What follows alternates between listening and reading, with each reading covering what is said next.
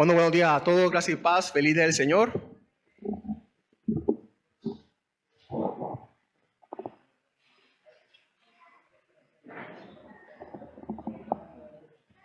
Seguimos adorando a nuestro Dios y ahora a través de esta serie dándole seguimiento. Gracias a Dios por este domingo más que estamos aquí reunidos para adorar juntos a nuestro Dios, una adoración comunitaria, pública. Es bueno adorar a nuestro Dios en privado, pero también es bueno adorarlo juntos y cantarle juntos, hablar de sus verdades, de sus maravillosas verdades, del Evangelio, de su Evangelio, de las buenas noticias de Dios que son de salvación. Vamos a entonces Éxodo capítulo 29.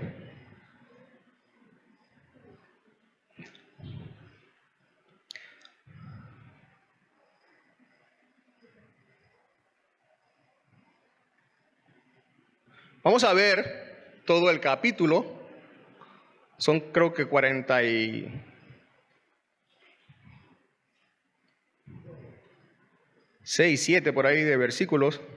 Así que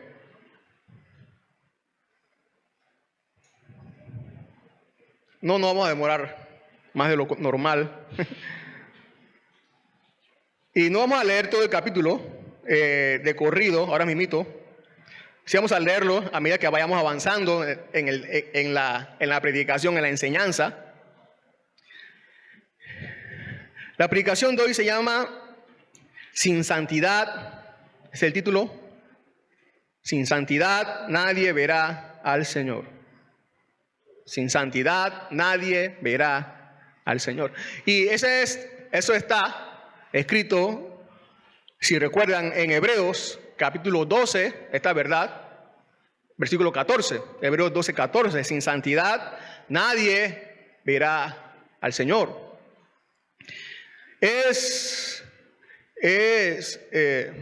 Todos sabemos el énfasis y nosotros mismos hemos caído en ese estilo de vida de andar buscando la felicidad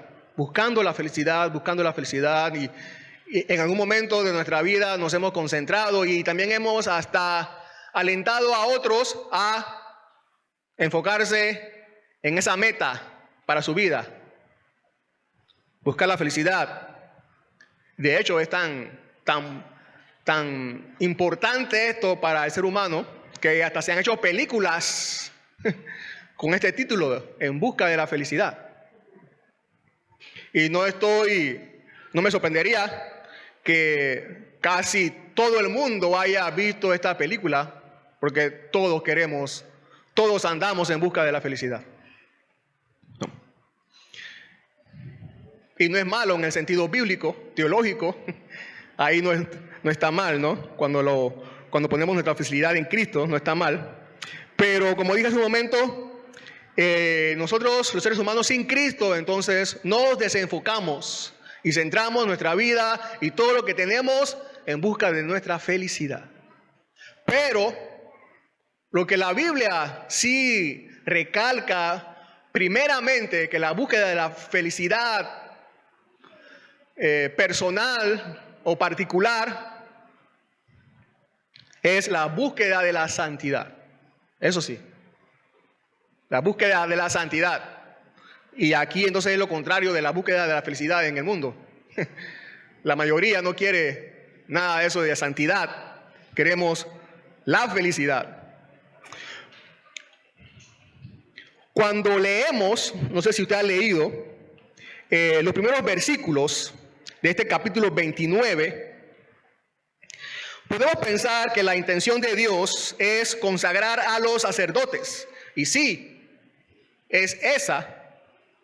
pero esa es una de las intenciones de Dios. Porque si leemos hasta el final del capítulo 29, en los últimos versículos, vamos a leer y vamos a entender que la intención de Dios es más completa.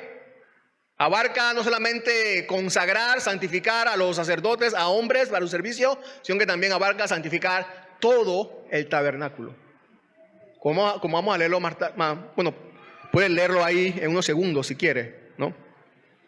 Pero abarca entonces desde los hombres hasta el lugar,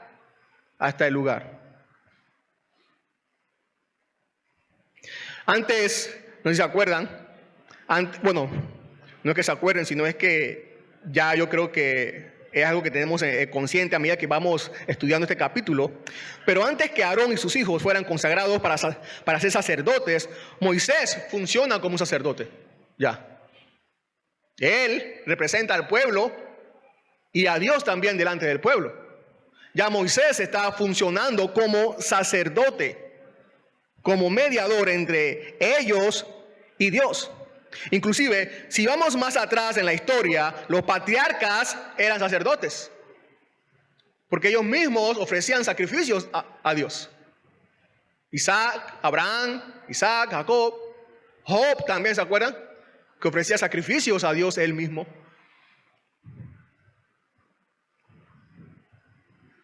Cuando ellos habían llegado a Sinaí, en el capítulo 19, ya Dios les había declarado esta verdad a ellos. En Éxodo 19, capítulo 6, ya habían llegado a Sinaí. Es más, ya Moisés había subido, ¿se acuerdan? Al monte. Y se acuerdan que en esa ocasión Dios iba a santificarlos. Bueno, Dios iba a estar con ellos y le pidió a Moisés que los santificara para que subieran a estar con él, ¿se acuerdan? Aquí dice Dios a Moisés: ustedes serán, para que Dios le dijera al pueblo, para que Moisés le dijera al pueblo, ustedes serán para mí un reino de sacerdotes y una nación santa. ¿Cómo sería eso? Bueno, por ahora, los sacerdotes que se iban a consagrar, Aarón y sus hijos, estarían allí en representación de toda la nación de Israel.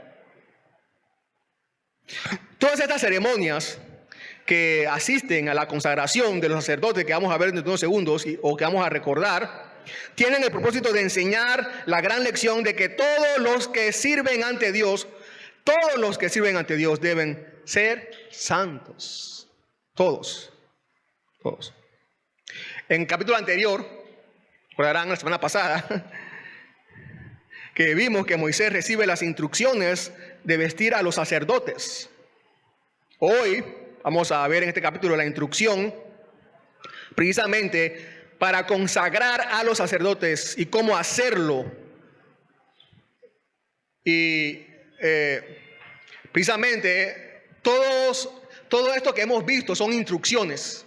Más adelante ustedes van a ver, después del capítulo 32, van a ver que entonces Moisés ejecuta todas estas cosas. Hace el tabernáculo, hace el arca, hace la mesa, hacen todo eso hacen. Ahora lo que estamos viendo son las instrucciones solamente. Pero abarcando todas las verdades que allí están, ¿no? El evangelio que está allí. Entonces, hoy vamos a ver específicamente entonces la instrucción para la consagración de los sacerdotes, para la santificación de los sacerdotes. Moisés, como dije hace un momento, entonces es el único facultado por Dios para consagrar, para hacer esta tarea, para establecer, para instalar sacerdotes. Moisés. Porque solo hay un mediador, solo hay uno que puede hacer sacerdotes para servir a Dios, y ese es Jesús, el verdadero mediador entre Dios y los hombres. ¿Cómo Dios entonces nos hace sacerdotes a nosotros, aplicando el evangelio a nosotros hoy día, estas verdades, estos bienes futuros que estamos viendo y que nosotros hoy podemos aplicar y recibir? Bueno, número uno, que es lo que vamos a ver a continuación, Dios nos hace santos por medio de Cristo. Así, Dios nos hace sacerdotes para Él. Dios nos hace santos por medio de Cristo. Número dos, la segunda verdad es que Dios nos da la provisión por medio de Cristo para seguir siendo santos. Dios nos da la provisión por medio de Cristo para seguir siendo santos. Y número tres, Dios nos coloca, nos pone, nos va a poner o nos va a colocar en un lugar santo para siempre. Los nuevos versículos de este capítulo 29. Así que número 1, Dios nos hace santos por medio de Cristo. Así somos sacerdotes. Así llegamos a ser sacerdotes. Una nación de sacerdotes es una nación santa. Dios nos hace santos por medio de Cristo. Versículos, ahora sí, del 1 al 9. Vamos a leerlo. ¿Me acompañan? Ahí desde sus asientos y desde sus ojos. Esto es lo que les harás para consagrarlos, para que me sirvan como sacerdotes. Toma un novillo y 2 carneros sin defecto, panes sin levadura, tortas sin levadura amasadas con aceite y hojaldres sin levadura untados con aceite. Los harás de flor de harina de trigo. Los pondrás en una cesta y los presentarás en la cesta junto con el novillo y los carneros. Después harás que Aarón y sus hijos se acerquen a la entrada de la tienda de reunión y los lavarás con agua. Tomarás las vestiduras y pondrás sobre Aarón la túnica, el manto del efod y el pectoral, y los ceñirás con el cinto tejido del efod. Pondrás la tiara sobre su cabeza y sobre las tiaras pondrás la diadema santa. Luego tomarás el aceite de la unción, lo derramarás sobre su cabeza y los ungirás. También harás que sus hijos se acerquen y pondrás túnicas sobre ellos. Les ceñirás los cinturones a Aarón y sus hijos y les atarás las mitras y tendrán el sacerdocio por estatuto perpetuo. Así consagrarás a Aarón y a sus hijos. Lavar es la primera acción que se debe hacer o que Moisés debe hacer a los sacerdotes para iniciar este proceso de consagración. Lo segundo, o después, es ponerle la vestimenta como leímos, después ungirle, después entonces más adelante vienen la aplicación de los sacrificios. Pero en los versículos 1 al 3, fíjense que allí lo de lavar comienza en el versículo 4, pero antes, en el versículo del 1 al 3, lo primero que Dios le dice a Moisés es que reúna y prepare los elementos de las ofrendas para los sacrificios: carneros, panes y aceite. Eso es lo primero. Moisés prepara la ofrenda para el sacrificio. Prepara la ofrenda para el sacrificio. En 1 Pedro 1, 19 y 20, ustedes recordarán que el apóstol Pedro, hablando de Cristo, del Cordero, dice así: sino con sangre preciosa, como de un cordero sin tacha y sin mancha, la sangre de Cristo, porque Él estaba preparado desde antes de la fundación del mundo. Entonces aquí vemos esta verdad. La obra redentora de Dios por el ser humano no empezó sin que antes el Redentor fuera preparado para redimir. En otras palabras, el acuerdo previo de la redención del Cordero de Dios, previo antes de la fundación del mundo, puso en marcha la restauración santa de todas las cosas. Ahora sí, los sacerdotes pueden entonces venir y ser lavados, y los lavarás con agua, dice. Ellos no debían lavarse solos. Ellos debían ser lavados por Moisés. Moisés tenía que lavarlos a ellos. Así como es Cristo quien lava a su iglesia. El lavado, usted sabe, indica limpieza de suciedad. Fuimos lavados del pecado por Cristo. Porque no creemos que los sacerdotes tuvieran que lavarse porque tenían lodo o tierra en las manos. Se lavaron como símbolo de limpieza del pecado. Esa es la suciedad. Del pecado en ellos. El pecado es suciedad ante los ojos de Dios. Suciedad ante los ojos de Dios. Si tienes pecado a los ojos de Dios, entonces estás sucio. Si eres humano, tienes pecado, y si tienes pecado, estás sucio a los ojos de Dios. Así que debes lavarte. ¿Con qué? Con el agua. Con agua. ¿Qué agua? El agua que Dios provee para lavar ese tipo de suciedad.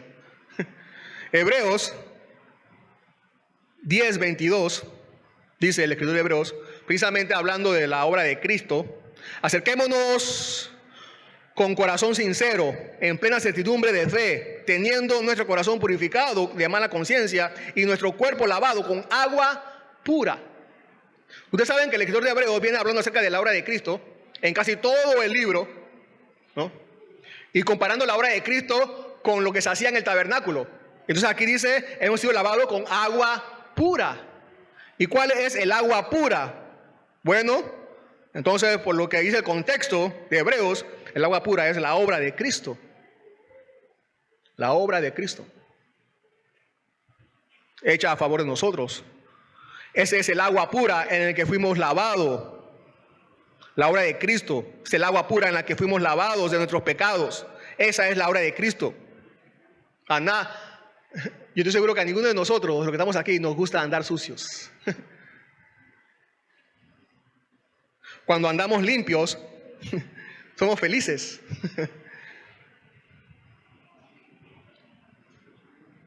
Así que, así es tu vida. Así es tu vida. Si alguien te pregunta, ¿por qué eres feliz? Puedes tú decir, es que Cristo me lavó de mis pecados.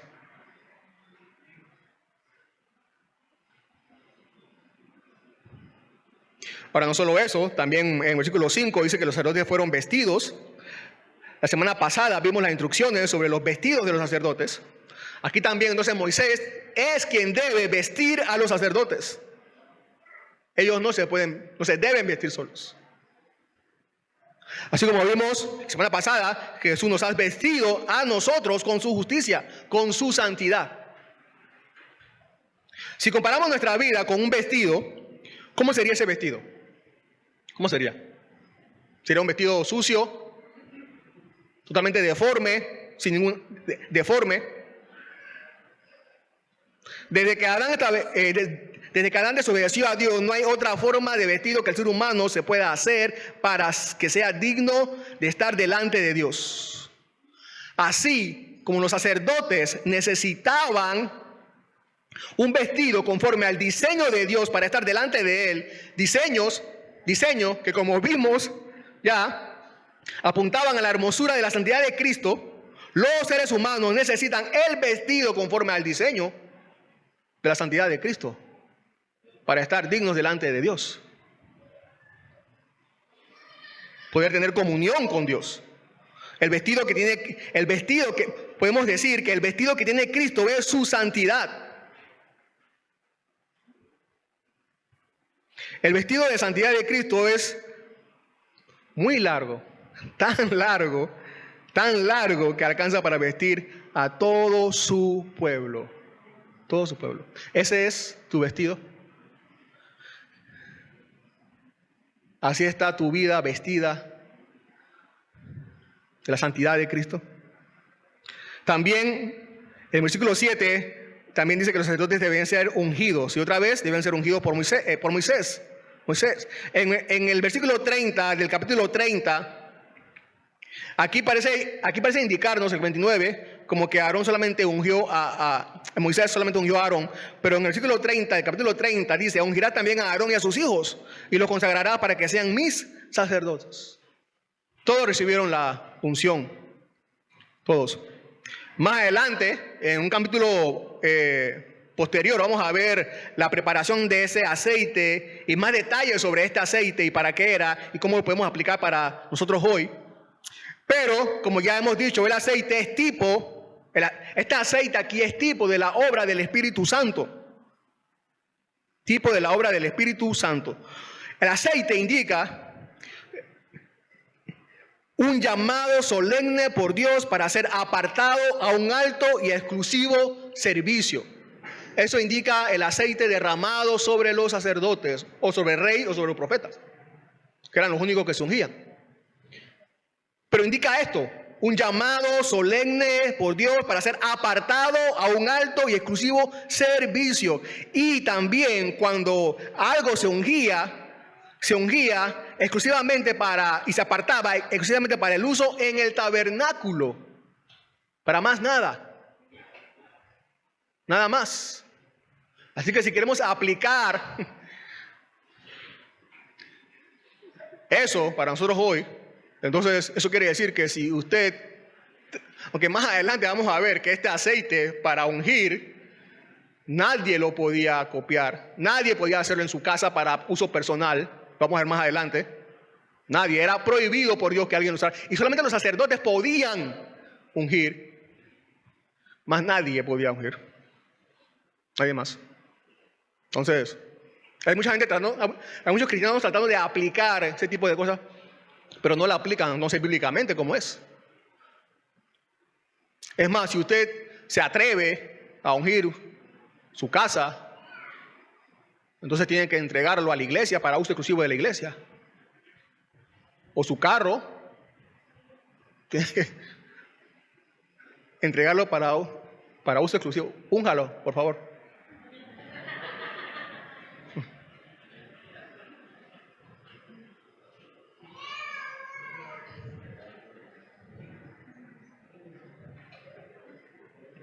El Espíritu Santo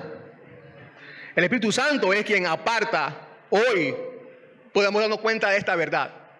El Espíritu Santo, cuando Dios da su Espíritu Santo a la persona, es quien aparta entonces a esa persona para uso exclusivo, para el servicio de Dios. En 1 Juan 2:20 dice, pero ustedes ya lo leímos, ¿se acuerdan? Bueno, yo te lo he leído. Pero ustedes tienen la unción del Santo y todos ustedes lo saben. Ya tenemos la unción del Santo, dice. Y también en el versículo 27 dice, en cuanto a ustedes, la unción que recibieron de Él permanece en ustedes y no tienen necesidad de que nadie les enseñe, pero así como su unción les enseña acerca de todas las cosas y es verdadera y no mentira, así como les he enseñado, ustedes permanecen en Él. ¿Quién es aquel que dijo Cristo que vendría para enseñarnos todas las cosas? Y poder vivir para agradarlo a Él, el Espíritu Santo. Es Él. ¿Tiene usted esta unción? Pero que sí.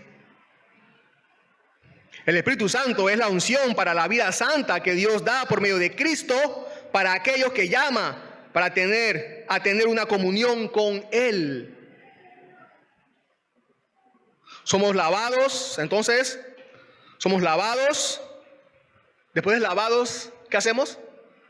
Nos vestimos, ¿no? Pero aquí en Cristo, Él nos viste. Después Él nos unge, después de vestirnos, Él nos unge con su Espíritu Santo para realizar entonces el llamado de una vida de servicio a la que el Padre nos llamó. Nos lava, nos viste y nos unge para servirlo a Él. Ahora, no solamente Dios nos hace santos por medio de Cristo, para ser sacerdotes, también por medio de Cristo, Él nos da provisión para seguir siendo santos, versículos 10 al 28. Versículos 10 al 28. Entonces llevarás el novillo delante de la tienda de reunión y Aarón, sus hijos, pondrán sus manos sobre la cabeza del novillo. Matarás el novillo delante del Señor a la entrada de la tienda de reunión. Tomarás de la sangre del novillo y lo pondrás sobre los cuernos del altar con tu dedo y derramarás toda la sangre al pie del altar. Tomarás todo el sebo que cubre las entrañas y el lóbulo de hígado y los 2 riñones y el sebo que hay sobre ellos. Y lo ofrecerás quemándolo sobre el altar. Pero la carne del novillo y su piel y su estiércol los quemarás con fuego fuera del campamento. Es ofrenda por el pecado. También tomarás uno de los carneros y Aarón y sus hijos pondrás sus manos sobre la cabeza del carnero. Matarás el carnero y tomarás su sangre y la rociarás en el altar por todos lados. Luego cortarás el carnero en pedazos y lavarás sus entrañas y sus piernas y los pondrás con sus pedazos y con su cabeza. Y quemarás todo el carnero sobre el altar. Es holocausto al Señor, aroma agradable al Señor, ofrenda encendida al Señor.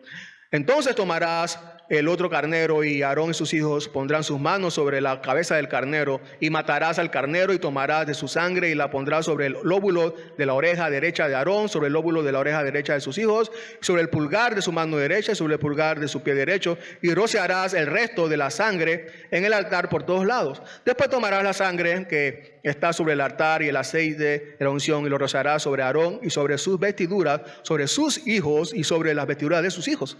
Quedarán consagrados él y sus vestiduras y también sus hijos y las vestiduras de sus hijos con él. Tomará también el sebo del carnero, la cola gorda, el sebo que cubre las entrañas, el lóbulo del hígado, de los 2 riñones y el sebo que hay sobre ellos, la pierna derecha, porque es un carnero de consagración, y una torta de pan, una torta de pan con aceite y una hojaldre de la cesta de los panes sin levadura que está delante del Señor. Lo pondrás todo en las manos de Aarón y en las manos de sus hijos. Lo mecerás como ofrenda mecida delante del Señor.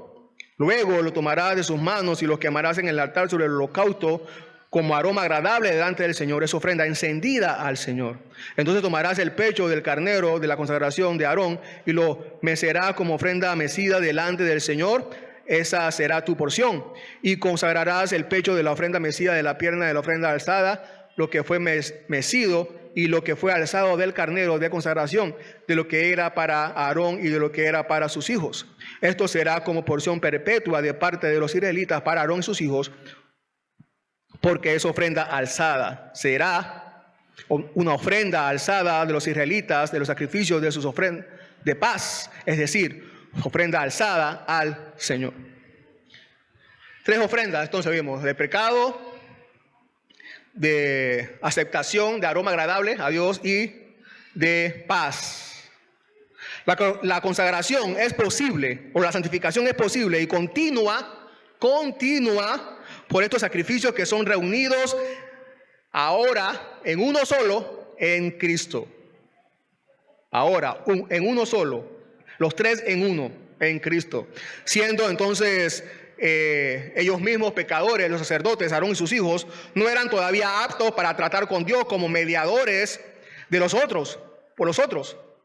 La instalación directa del sacerdocio es seguida por ceremonias, el tipo de ceremonias que los santificaban a ellos, y que hacían primeramente referencia a su pecado, a la pecaminosidad de ellos, aún para servir en este oficio a Dios. Así que no podemos pasar por alto el hecho de que Moisés estaba estableciendo o instalando sacerdotes a hombres que aún tenían pecado. Aún tenían pecado. Ellos ya habían sido lavados, vestidos y ungidos, pero seguían siendo pecadores. Estos sacrificios continuos les harían aptos para seguir sirviendo en el lugar santo por ellos y también por el resto del pueblo. Claro, el verdadero sumo sacerdote, como lo sabemos, que es Cristo, al no tener pecado, no sufría ninguna descalificación de este tipo. Pero era diferente para Aarón y sus hijos y los sacerdotes que vendrían después en el futuro. Esto, por lo tanto, fue lo que se proveyó entonces a continuación por estos sacrificios y ofrendas. Fueron conducidos como desde su oscuridad o profundidad de su pecado hasta la comunión con Dios, la paz con Dios, como vamos a ver en unos instantes. Pero otra vez, Cristo en un solo sacrificio ha provisto nuestra santificación para servir a Dios para siempre. Ofrenda por el pecado, eso está del 10 al 14. Ya se ha mencionado que poner las manos sobre la cabeza de la víctima sacrificial mostraba la identificación con la misma e indicaba que el animal moriría en lugar del que le estaba ofreciendo por el pecado que ahora de manera simbólica llevaba este animal, este cordero, este animal. Los cuernos del altar, ahí que también se mencionan, que también vimos ya hace capítulo anterior, tenían el sacrificio atado, como también vimos, y como decía un comentarista, y no estaba Cristo atado y sujeto a la cruz. Y mientras el sacrificio de Cristo en el altar de la cruz sea el símbolo de la salvación, todo ser humano debe correr a Él para refugiarse allí y hallar la salvación para su vida. Dice que parte del animal era ofrecido sobre el altar ahí del atrio y la otra parte ofrecida afuera. También aquí podemos conectar a Cristo. Recuerden que Jesús fue crucificado fuera de Jerusalén, como un malhechor, pecador, malhechor.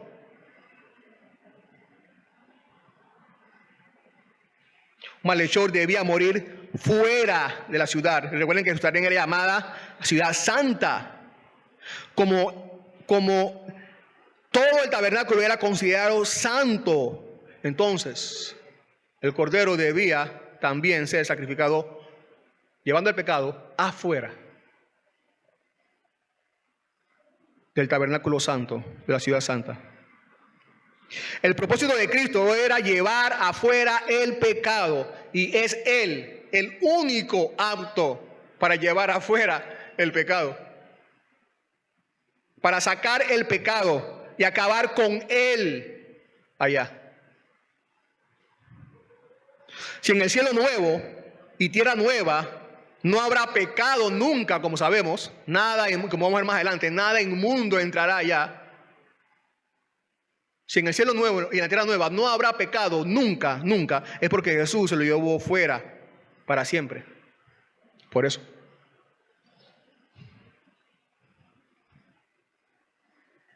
Él quitará el pecado, acabará con el pecado, eliminará el pecado y todo será santo. La ofrenda aceptada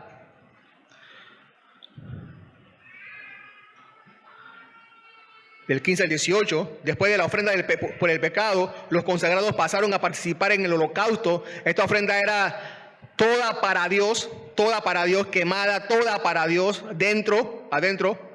Aquí se identificaba una vez más poniendo Aarón y sus hijos sus manos, en esta ocasión para, como siendo aceptados por medio del sacrificio aceptado también.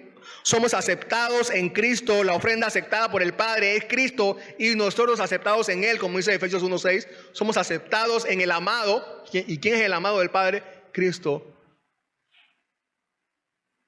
El apóstol Pablo dice: pero gracias a Dios que Cristo siempre nos lleva en triunfo y que por medio de nosotros manifiesta la fragancia de su conocimiento en todo lugar.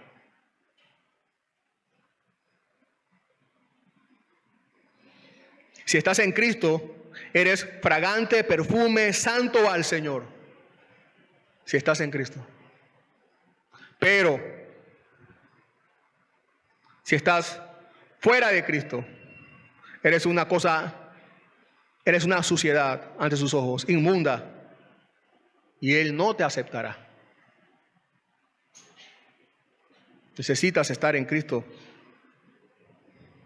y Él te aceptará. Pero también la ofrenda de paz, del 19 al 35, la ofrenda de paz como leímos. Después de que los sacerdotes han ofrecido el sacrificio del pecado y la aceptación del holocausto, ahora viene entonces la comunión, la paz, que es la tercera ofrenda aquí. Y ese es el final, la comunión. Hecha por la tercera ofrenda, la ofrenda de paz, como dice allí. Esta ofrenda, a diferencia de las anteriores, era compartida entre el Señor y los sacerdotes. Entre el Señor y los sacerdotes.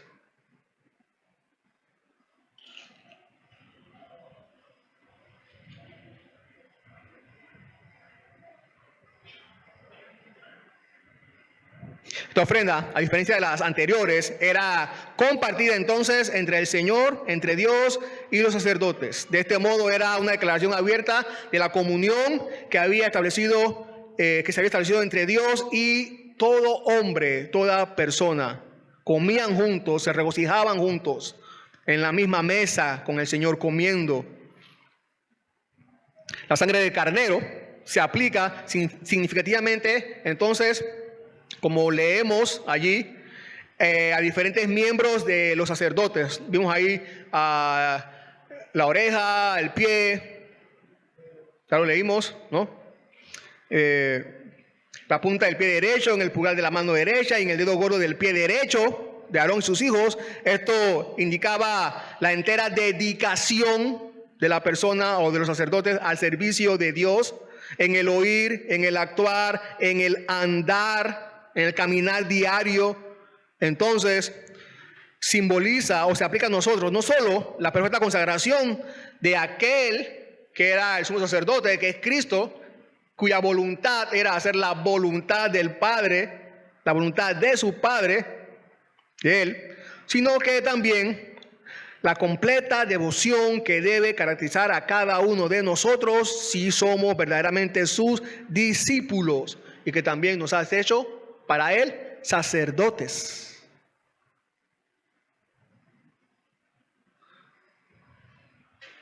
Así que solo cuando los animales, estos corderos, habían quitado el pecado de los sacerdotes, y cuando sus miembros y vestimentas habían sido purificados por la sangre rociada también, que vemos hasta el versículo 35, eran aptos para entrar en la presencia de Dios. Y solo cuando Cristo entonces nos limpia o nos expía con su muerte y nos purifica por su Espíritu Santo, somos dignos de tener comunión con Él. Nada más, nada más, nada más. No hay otra forma, no hay otra manera. La carne del sacrificio con el resto de la ofrenda entonces se repartía igualmente entre Dios y ellos, para que Dios y ellos pudieran festejar juntos como señal de amistad y compañerismo. Pecado,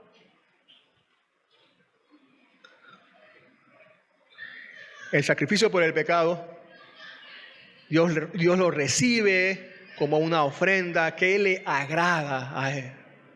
Entonces hay paz entre nosotros y Dios. Eso es lo que hizo Cristo.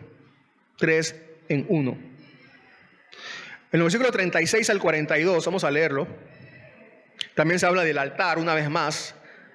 El altar también nos enseña de esta provisión para ser santos. También.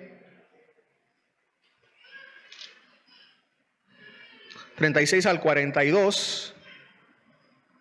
Cada día ofrecerás una expiación, dice. En expiación un novillo como ofrenda por el pecado. Purificarás el altar cuando hagas expiación sobre él y lo ungirás para santificarlo. Durante 7 días harás expiación por el altar y lo santificarás. Entonces el altar será santísimo y todo lo que toque el altar será santificado. Esto es lo que ofrecerás sobre el altar: 2 corderos de 1 año cada día continuamente. Ofrecerás uno de los corderos por la mañana y el otro cordero lo ofrecerás al atardecer.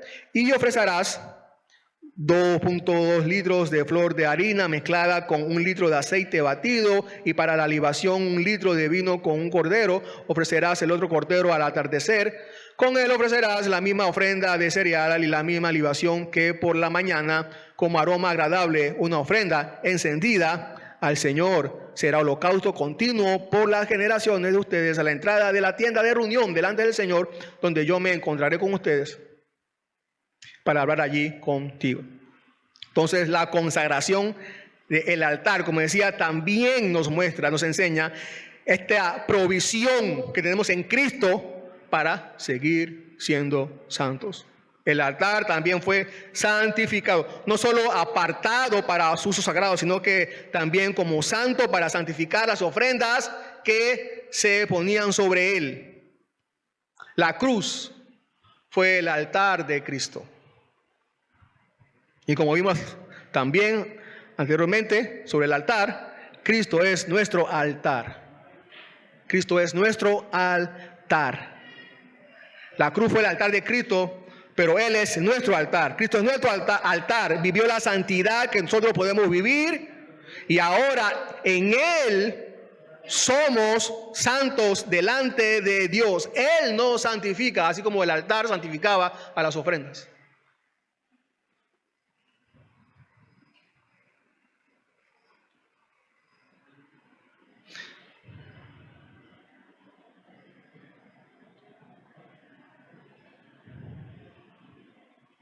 Ahí también leímos que la ceremonia de consagración debía repetirse según la instrucción en 7 días seguidos. 7 días. Lo mismo, los mismos pasos, la misma ceremonia. Lo mismo, por 7 días. Todo igualito. A muchos hoy día les parecería algo monótono, aburrido. ¿Por qué 7 días consecutivos repetir cada paso y la misma ceremonia? ¿Es necesario tantas veces? Alguien podría preguntar.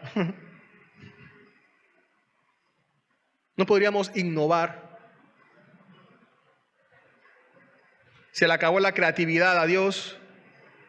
Saben, ustedes recordarán que 7 es el número de la plenitud. Lo que acontecería en el tabernáculo no debía tomarse a la ligera. Es al Dios Santo que ellos se iban a acercar. Los sacerdotes debían aprender perfectamente cuál es la manera correcta para una vida de servicio de Dios. La santidad. La santidad. No había otra manera. Si tú no tomas en serio una vida en santidad, no tienes ninguna comunión con Dios aquí en este mundo ni en la otra existencia después de esta.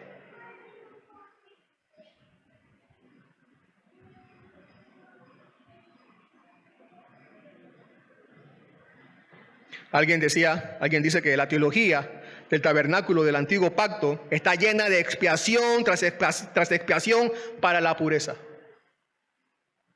Eso significa que si hemos llegado a ser un sacerdocio santo para Dios, ofreciendo aquí los sacrificios vivos de un servicio aceptable, es solo porque Cristo ha sido todo para nosotros, su obra ha sido toda nuestra provisión suficiente.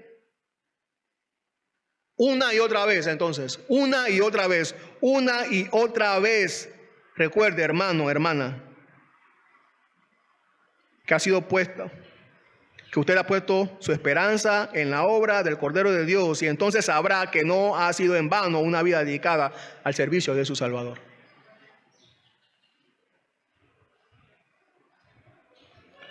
Para terminar, 43 al 47, entonces,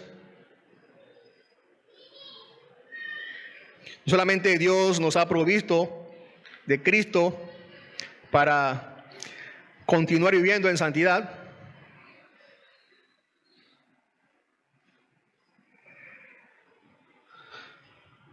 también Dios nos va a proveer de un lugar santo para servirle en santidad por siempre. Versículos 43 al 47 dice: allí me encontraré con los israelitas y el lugar será santificado por mi gloria. Santificaré la tienda de reunión y el altar. También santificaré a Aarón y a sus hijos para que me sirvan como sacerdotes. Habitaré entre los israelitas y seré su Dios. Y conocerán que yo soy el Señor su Dios, que los saqué de la tierra de Egipto para morar yo en medio de ellos. Yo soy el Señor su Dios. Ahí está el propósito, ¿no? Todo Dios lo santificará, todo. No solo a su pueblo, también el lugar donde su pueblo se reuniría para adorarle a Él. ¿Cuál es el propósito? Ahí lo dice. Allí se encontrará con y habitará con su pueblo y Él será su Dios. Si Dios es santo, entonces donde Él habita y con quien Él habita, ¿cómo debe ser? Santo. Debe ser santo. Dios no puede morar, fíjense, Dios no puede morar con Israel únicamente, o con su pueblo en ese momento allí, como vemos, únicamente sobre la base de su elección, porque los eligió y ya. Sí, Dios los había elegido a ellos para proclamar su verdad, para proclamar a Dios, al Dios verdadero, y para que cumpliera ciertos grandes fines en el drama de la historia. Pero la presencia de Dios con Israel no se basaba en esa elección. Dios requería mucho más que eso para habitar con ellos. Tampoco la presencia continua de Dios con Israel, con el pueblo de Israel, no estaba garantizada tampoco únicamente por la magnificencia del tabernáculo: oro, plata, bronce, telas preciosas y costosas, pieles. Todo eso era digno de un rey, pero esto no era suficiente para que el Dios Santo pudiera morar con ellos. Dios nunca habitará entre nosotros por la riqueza o magnificencia de un santuario. Nosotros los hombres, los seres humanos, nos conformamos con eso, pero el Dios Santo no. Él no. La presencia de Dios tampoco estaba asegurada para Israel sobre la base de la política eclesiástica o del orden eclesiástico que allí había. Mira qué organización, mira qué liturgia, mira qué animales perfectos se sacrificaban. Dios había instruido todo eso, sí. Sí, es verdad. Dios había instituido toda esa organización, es verdad. Pero impresionar con la liturgia no era el fin último de todo esto. Es más, nosotros podemos tener aquí toda la organización bíblica que queramos, aquí en este lugar, ¿no? Toda la liturgia perfecta que queramos. Pastores, diáconos, himnos que hablen del evangelio, y sin embargo, Dios negarnos su presencia.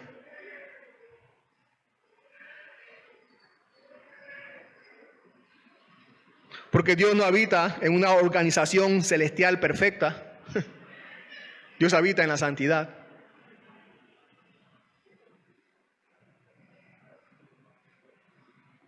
Todo debe ser santo, todo debe ser santo. Las personas deben ser santas, debemos ser santos. Dios se acerca aquí entonces a la puerta del tabernáculo, dice allí Él, para bendecir al pueblo. Él no se va a quedar en el santuario, ¿no? Todo lo llenará con su gloria, dice, todo el lugar. Si nos acercamos a Dios con corazones puros y suplicantes, Él no se esconderá de nosotros, sino que veremos su luz, la luz de su gloria, de su amor, de su bondad, de su gracia. Los sacrificios aquí mencionados simbolizan entonces la constante consagración de la vida de Israel a Dios, y solo sobre esta base se encontrará Dios con la humanidad y la bendecirá a su pueblo. La pureza, como dijo alguien, es el signo de la verdadera iglesia, la santidad y la pureza. ¿Quieren una marca? Esa es una marca de la verdadera iglesia. Aquí y en la eternidad. Dios está conformando un pueblo santo aquí, ahora, para transponerlo en el cielo nuevo y tierra nueva. Entonces hay un proceso de santidad obligatorio requerido por Dios para morar con Él. Otra vez, Hebreos 12:14. Busquen la paz con todos y la santidad, sin la cual nadie verá al Señor. Nadie verá al Señor. Ningún hombre puede tener comunión con Dios en esta vida, y ningún hombre, ninguna persona puede tener disfrute con Dios en la vida venidera sin la santidad. No se puede. Dios no puede. No porque Él no quiera, sino porque Él no puede. Él es santo. ¿Pueden, como pregunta el escritor, pueden dos caminar juntos si no están de acuerdo? Dios es santo, tú no eres santo.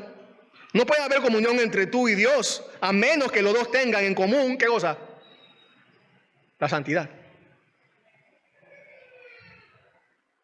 Es imposible, puede decir alguien, puede decir tú, es imposible, lo he intentado y he desfallecido, traté de mejorar pero no lo logré, es inútil, no se puede hacer, y tienes razón, no puedes hacerlo, es inútil que tú mismo, o que tú mismo lo hagas, es totalmente inútil. Si tú lo haces con tus propias fuerzas, la santidad nunca vendrá, nunca. Está más allá de nosotros, de ti, de mí. Pero se nos olvida, o se te olvida, que hay otra opción, otra esperanza, y es la esperanza que ponemos en Cristo, porque Él sí puede hacerlo por nosotros. Es más, Él vino, Jesús, para hacer santos a un pueblo, como dijimos, y formar un pueblo para Él. Él vino para eso. Tito 2:14 dice, Él se dio por nosotros para redimirnos de toda iniquidad y purificar para sí un pueblo, para posesión suya. Él vino para eso.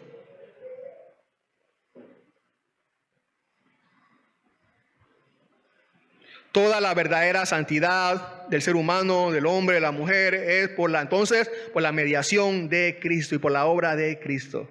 Y se deriva de Él como cabeza de su iglesia, de su pueblo.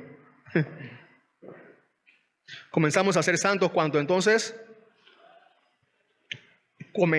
estamos en Cristo, conocemos a Cristo y crecemos en Cristo. Al crecer en Cristo crecemos en santidad también. Los verdaderos santos son una imagen viva del Salvador invisible. Dios había hecho entonces con el pueblo de Israel un pacto, el cual ellos se habían comprometido a cumplir. Este pacto lo llevaría a vivir una vida santa delante de Dios. Conocemos este pacto como los 10 mandamientos. Dios dijo que había de hacer un nuevo pacto, no para cambiar la forma de vida que dictaban los 10 mandamientos, sino que los 10 mandamientos iban a ser hechos por amor ahora, en este nuevo pacto, como consecuencia de la salvación y no como un requisito para la salvación. Ahí está el estilo conforme a la nueva vida. La práctica de los mandamientos, de los 10 mandamientos de Dios, o de los mandamientos de Dios, con tu esperanza en el sacrificio del Cordero de Dios, es evidencia de una vida santa. ¿Cómo te sientes cuando violas uno de los mandamientos de Dios? ¿Cómo te sientes? ¿Te da igual?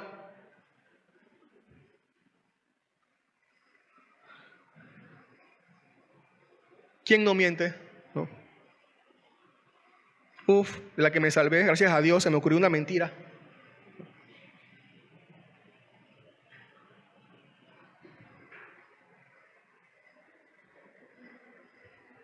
O te duele, te entristece, te lamentas y vas lo más rápido que puedas a tu cuarto y te arrodillas suplicándole perdón a Dios por haber mentido.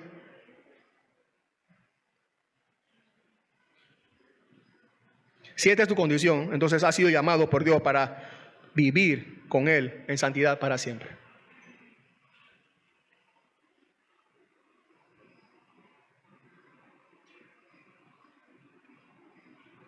Como dijo alguien, la verdadera santidad es como una fuente de agua que sigue su curso en medio de innumerables obstáculos, porque va hacia la vida eterna.